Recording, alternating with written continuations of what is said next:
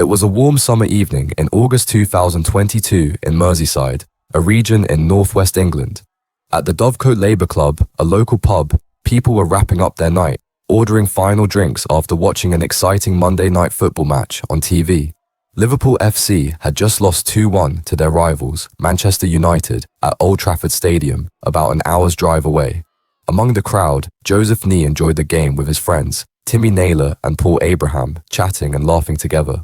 Meanwhile, Cheryl Pratt-Korbel, a local mom, was treating her 9-year-old daughter, Olivia, to dinner at a restaurant on Queen's Drive, a special outing before the school holidays ended. Back home, Cheryl planned to have neighbors over for tea, leaving the front door slightly open as she boiled the kettle. Olivia, the youngest of her 3 kids, was restless in bed, unable to sleep because of the unusually warm night, a rare issue in England's typically cool weather. But just meters from the home, danger was near. A masked gunman, carrying 2 guns, a Glock pistol and a revolver, had been waiting for 30 minutes, ready to attack Joseph Nee the moment he stepped outside. August 22nd, 2022, started as an ordinary night, but would soon become one of the darkest days in Liverpool's history. You're watching Crime Pulse. Like, subscribe, and turn on notifications to stay updated on every gripping case. On August 22nd, 2022, Thomas Cashman roamed the shadowed streets of Dovecot, a Liverpool neighborhood, his eyes sharp with purpose. Jobless for years, he drifted between the homes of friends and family, but today his focus was razor sharp. His half-brother lived on Finch Lane, near King's Heath Avenue, yet Cashman's gaze locked on a house across the street, Joseph Nee's. Nee, a convicted burglar and drug dealer fresh from prison, had enemies. Rumors in the criminal underworld whispered that Nee may have crossed Cashman, perhaps trying to steal from him without knowing the consequences. Cashman, who boasted in court of running a major cannabis operation, growing the drug in hidden houses and warehouses, knew Nee's reputation for robbing rivals. That fateful day, Nee was with his friend Tim Naylor, their Volkswagen transporter van parked close by. The two headed to Anfield Retail Park, where Naylor bought pricey electronics, and Nee helped him set them up at home. But as they settled in, Cashman slunk past in his Citroen Berlingo.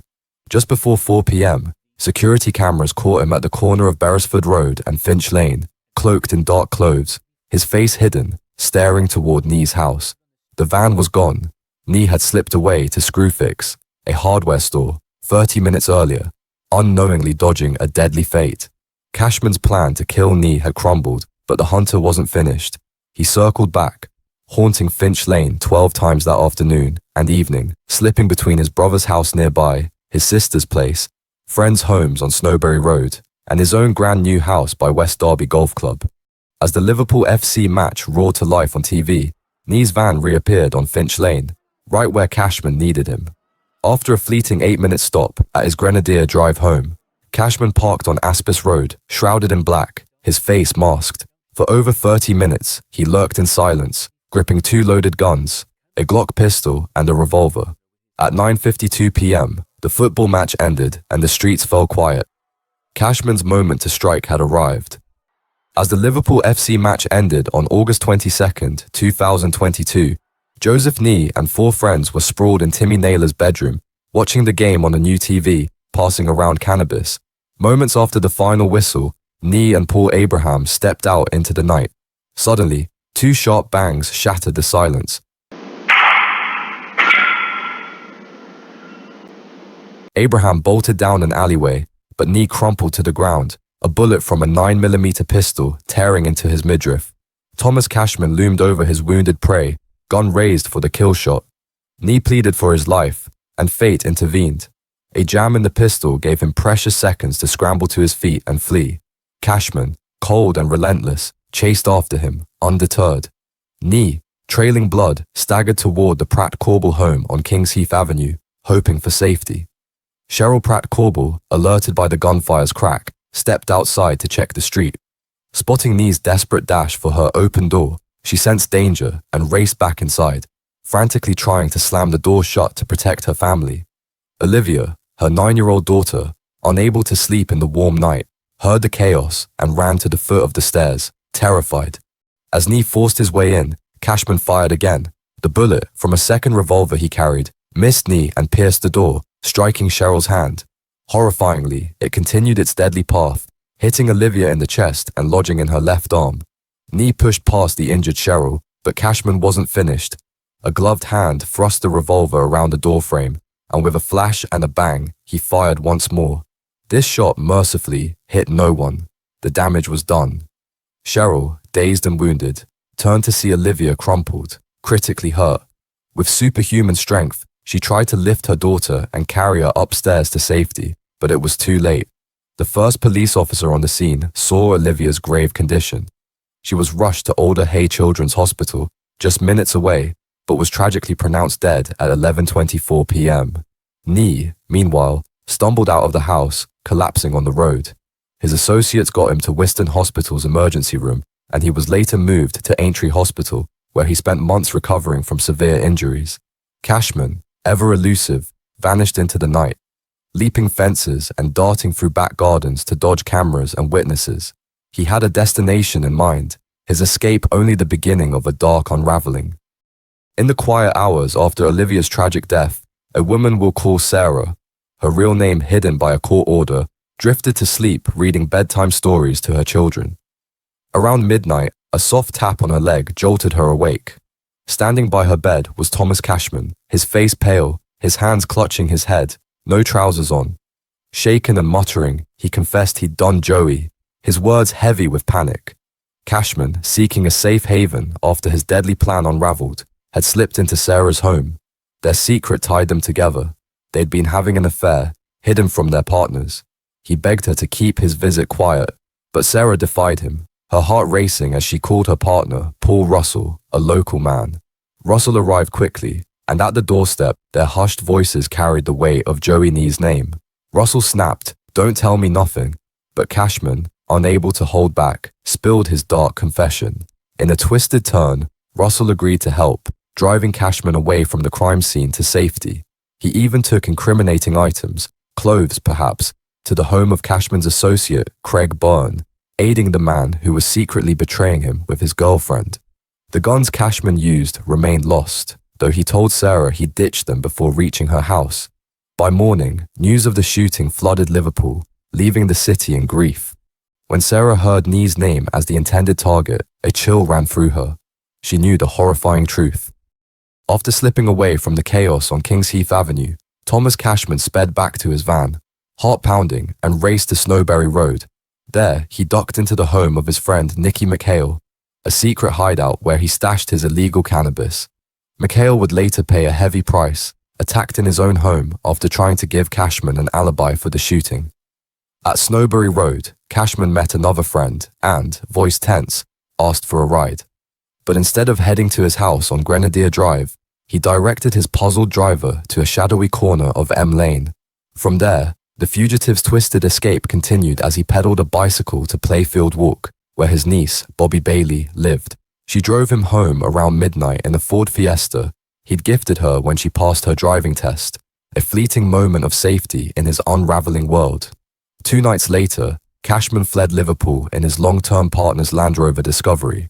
Alongside his childhood sweetheart, Kyan Sweeney, he called it a chilled getaway while their kids stayed with family. But this was no lavish trip to Dubai or Amsterdam, nor even a quiet retreat to the Lake District. Cashman, who bragged about earning £5,000 a week dealing drugs, was hiding out in Runcorn, a nearby town. Meanwhile, Merseyside police were closing in, piecing together his every move on August 22nd with over 800 tips and countless hours of CCTV and doorbell footage in their high-stakes Operation Robin. By the early hours of September 4th, Cashman's 34th birthday, he was holed up in a Runcorn apartment with his friend John Wynne. Just before 1 a.m., a sudden knock shattered the quiet. It wasn't a birthday surprise, it was armed police storming in to arrest him. Cashman's freedom was slipping away, and he knew it. On September 6th, after 2 days in custody, Cashman was released on conditional bail, triggering an extensive surveillance operation by the National Crime Agency, which had evidenced Cashman was preparing to flee the country before he could face court. During this period, he sought to disrupt the investigation by changing his patterns, lifestyle, and location to make evidence gathering more challenging. His house was then searched on September 14th, when it was found with no electricity supply, while every router, smoke alarm, CCTV monitor, and cable from the rear of televisions in each room were disconnected. Cashman was arrested for a second time in late September and charged with Olivia's murder on the 1st of October. It was a love triangle and 2 specks of gunpowder on a pair of Under Armour tracksuit bottoms that helped to prove that Thomas Cashman was the man who shot Olivia Korbel dead. The prosecution began with strong contextual evidence that showed Cashman casing the area over the course of the day, waiting for the right moment to strike.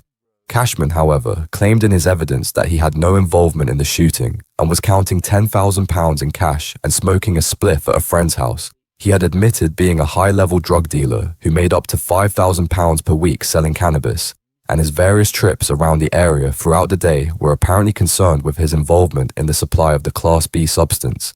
However, the Crown had 2 aces up their sleeve, a pair of star witnesses that would turn their backs on Cashman and deliver the decisive blow that would send him down for a very long time. From the witness box, the woman with whom Cashman had initially sought refuge immediately after the shooting gave crucial evidence about the killer's movements in the hours after Olivia was murdered. Smart, fierce, and scathing in her exchanges with Cashman's defense barrister, she gave the jury the killer's whereabouts the night of Olivia's murder, along with details of how he tried to cover it up, exploding his paper-thin alibi. She is believed to have had more death threats than any other police witness in Merseyside's history and may face years in a witness protection program, hidden away from family and friends. After just over 9 hours of deliberations, the jury gave their answer: guilty, guilty of Olivia's murder, guilty of the attempted murder of Joseph Nee, guilty of wounding Cheryl Korbel, guilty of possessing firearms with intent to endanger life. Whatever the reason for Cashman's catastrophic decision to try and take out Joseph Nee, we know that he was not willing to confront the devastation he brought to the Pratt-Korbel family. He was sentenced to serve a minimum of 42 years in prison, a term considerably higher than other gangland murders, but a reflection of the incomprehensible level of carelessness that had led to the death of an innocent child.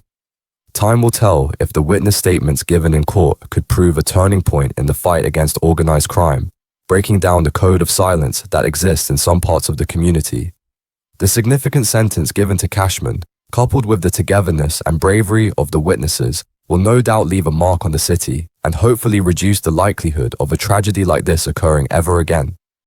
As Thomas Cashman's guilty verdict rang out in the courtroom, Liverpool froze, gripped by the unbearable loss of 9-year-old Olivia Pratt-Korbel. The streets of Dovecot, once warm with summer life, now carried a heavy silence. Outside the Pratt-Korbel home on Kings Heath Avenue, piles of flowers, teddy bears, and heartfelt notes grew, left by strangers mourning a bright, gymnastics-loving girl whose life was cut short by a stray bullet. Cheryl Pratt-Korbel, Olivia's mother, stood tall despite her own pain, her voice sharp and unyielding. She called for an end to gun violence, demanding justice for her daughter and every family shattered by Liverpool's dark underbelly. Her words pierced the city's heart, urging neighbors to stand against the criminals hiding in plain sight. Vigils flickered across Dovecot, where people of all ages gathered, their candles a quiet promise to fight for change. Merseyside police, stung by a wave of shootings that summer, struck back hard, chasing down illegal guns and dismantling drug networks like Cashman's. The underworld's no-grass code, where fear silenced witnesses, began to crack, thanks to the bravery of people like Sarah, who risked everything to speak out. Yet the shadows of violence loomed. Could Liverpool break free from its deadly grip? Cheryl's courage and the city's resolve lit a spark of hope, but the scars of that August night warned that the fight was far from over. Thank you for watching Crime Pulse. What do you think about Olivia's story and Liverpool's battle against crime? Share your thoughts in the comments, like, subscribe, and hit that notification bell to never miss a case.